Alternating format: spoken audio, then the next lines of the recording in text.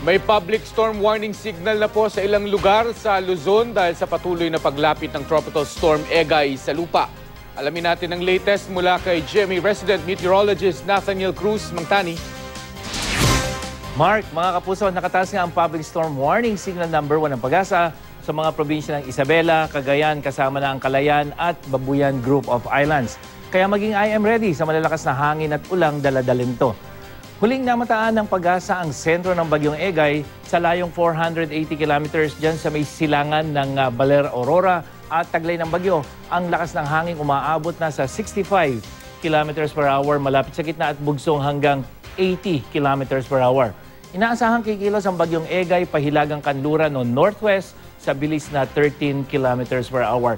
At base sa storm track ng Pag-asa, ang dulong hilagang Luzon ang tinutumbok ng bagyo, partikular na itong mga probinsya ng Isabela at Cagayan. At kung hindi magbabago yung galaw niyan, ay maaaring lumapit ito ng gusto sa kalupaan sa linggo ng umaga at dahil mabagal ang kilos, maaaring Miyerkules ay nasa loob pa ito ng Philippine Area of Responsibility. Delikado ring pumalaot ang maliliit na sasakyang pandagat dyan naman sa eastern seaboard ng bansa, seaboards ng Southern Luzon at ng buong Visayas, kasama na ang northern seaboard ng Mindanao.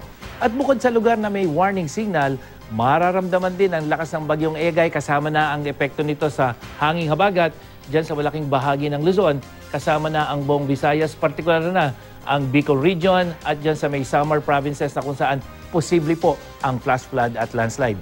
Pinalalakas din ng Bagyong Egay ang hanging habagat at magpapatuloy ito hanggang sa weekend, sanhi ng unti-unting paglapit ng Bagyong Egay dyan sa may Northern Luzon. Kaya patuloy na makakaranas ng pag-ulan ang Visayas at malaking bahagi ng Mindanao.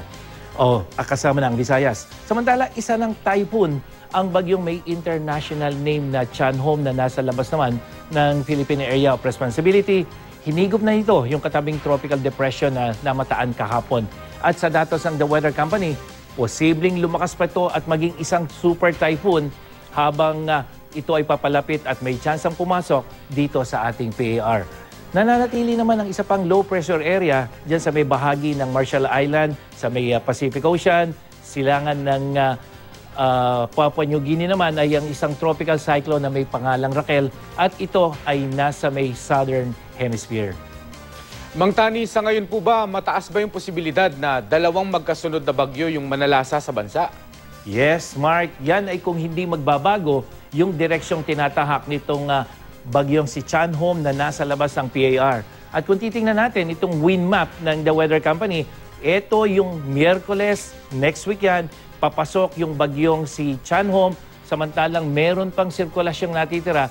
Ito namang bagyong ngayon ay nararamdaman natin itong Bagyong Egay. Kaya may posibilidad, Mark, na sa next week, posibleng dalawang bagyo ang nasa loob ng ating Philippine Area of Responsibility. At yan ang babantayan natin.